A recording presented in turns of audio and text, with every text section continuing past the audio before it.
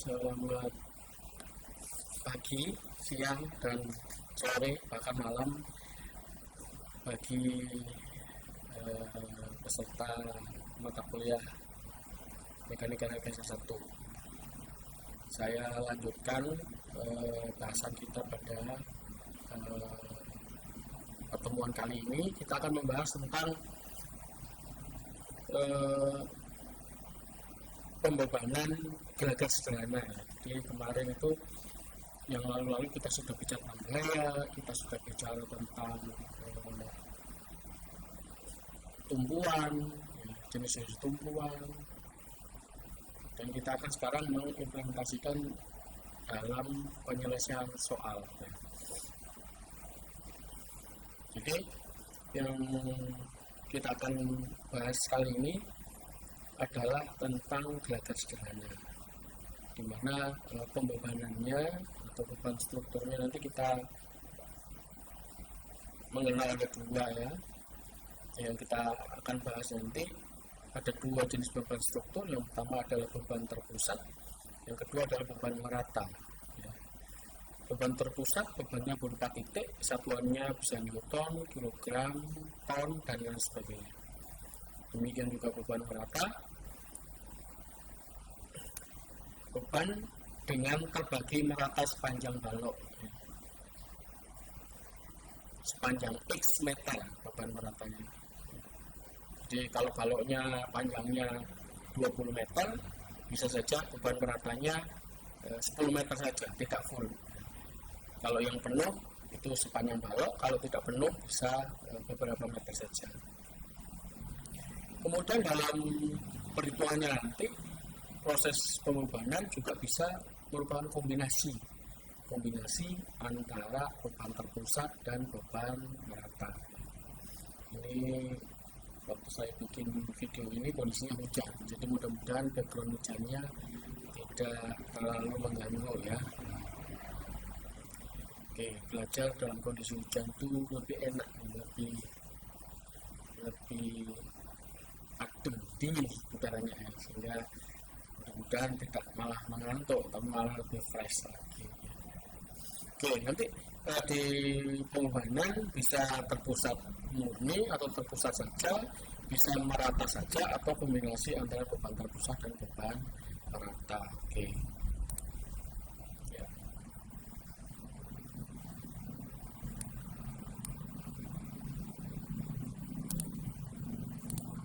Oke. Sebelum ke contoh latihan soal, saya akan membahas sedikit tentang momen ya. Kemarin kita gaya sudah bahas, kita akan membahas tentang momen dulu ya. Momen adalah gaya dikalikan dengan jarak. Jadi definisi momen adalah gaya dikalikan jarak ya. Jadi kalau kita mau memahami momen, kita akan berusaha memahami dengan ketiga gambar ini ya. Ini adalah gambar anak bermain cungkat-cungkit ya. Yang pertama adalah cungkat-cungkit dalam kondisi seimbang karena beban atau berat anak yang main sama dan jarak duduknya juga sama ya.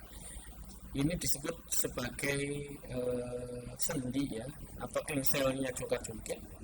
Cungkat-cungkit pasti ada sendinya atau engselnya.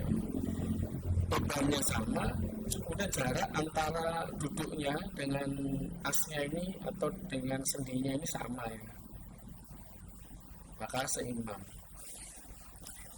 Terus kita lihat gambar yang kedua. Gambar yang kedua ini terjadi perubahan berat ya. Jadi berat yang naik berbeda, tapi jaraknya sama. Jaraknya sama, yang naik bebannya beda. Apa yang terjadi? Maka cungkat-cungkit ini tidak seimbang lagi, melainkan miring ya.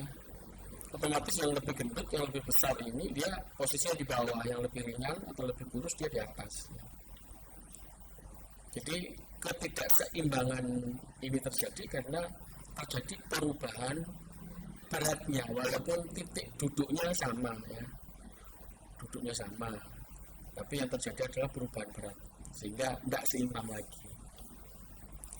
Kemudian gambar yang ketiga, jungkat-jungkit menjadi sama atau seimbang karena anak yang lebih berat pindah tempat duduk menjadi lebih dekat dengan sendi dari jungkat-jungkit tersebut. Ini yang lebih berat ini, dia pindah duduknya, yang kurus dia tetap di ujung, yang berat dia pindah mendekati asnya atau mendekati sendinya. Apa yang terjadi? Keduanya menjadi sama. Keduanya menjadi sama. Dari penjelasan di atas yang menjadi jungkat-jungkit tidak seimbang karena adanya kerja momen. Ya. Jadi yang awalnya seimbang, kemudian menjadi tidak seimbang itu karena momen. Sedangkan besarnya momen karena terpengaruh atau dipengaruhi adanya gaya dan jarak. Gaya ini diidentikan dengan berat, jarak ini adalah berapa meter posisi tempat duduk dari sendi. Oke.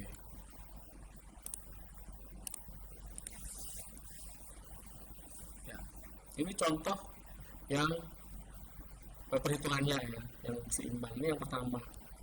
Yang gambar pertama tadi. Ini P1 beratnya 65 kilo, P2 beratnya 65 kilo juga. Jaraknya sama-sama 4 meter. Momen anak yang pertama adalah, kita tahu tadi, momen adalah gaya kali jarak. Jadi, momen anak pertama adalah gaya dikalikan jaraknya terhadap titik. Ini sebenarnya titik berat ya, titik berat terhadap sendinya. 45 kali 4, 260. Momen anak kedua, M2 sama dengan beratnya, P2 kalikan jaraknya. Beratnya sama, jaraknya sama, otomatis momennya sama. Karena momennya sama, maka dia seimbang. Bagaimana dengan gambar yang kedua? Oke, kita lihat gambar yang kedua. Gambar yang kedua, ini P1 beratnya 35 kilo, P2 beratnya 75 kilo. Kita lihat momennya. M1 sama dengan P1 kalikan jarak. P1 nya 35 kilo, jaraknya 4 meter. 35 kali 4, hasilnya adalah 140 kg meter. Contohnya kilogram meter. Kemudian anak yang kedua. Momen anak kedua adalah M2 sama dengan P2 kalikan jaraknya. Hingga P2 nya 75 kg kali jaraknya 4 meter.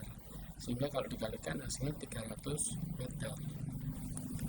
Karena momen M2 lebih besar dari M1, maka jungkat-jungkit tidak seimbang.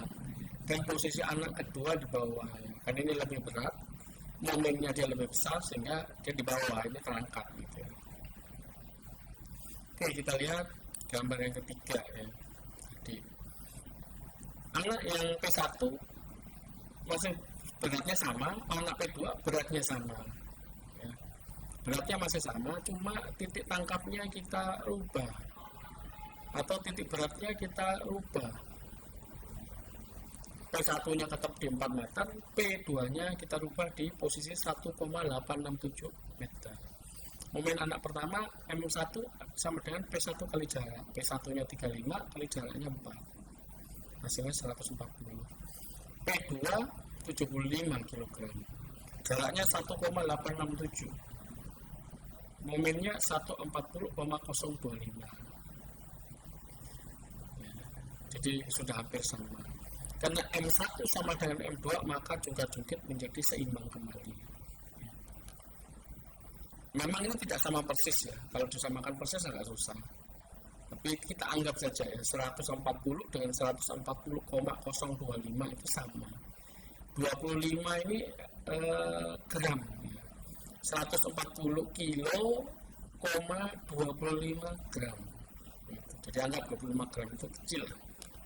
Makanya dianggap sama. Karena M1 sama dengan M2, maka jungkat-jungkit menjadi seimbang kembali. Dari cerita di atas dapat disimpulkan bahwa momen sangat dipengaruhi oleh besarnya gaya dan jarak. Berat anak bersifat tetap, maka yang harus dirubah untuk mencapai keseimbangan adalah jaraknya. Ya. Dalam kasus ini beratnya sama, maka untuk mencapai seimbang, maka jaraknya harus dirubah. Mungkin pernah lihat timbangan yang ada di pasar ya.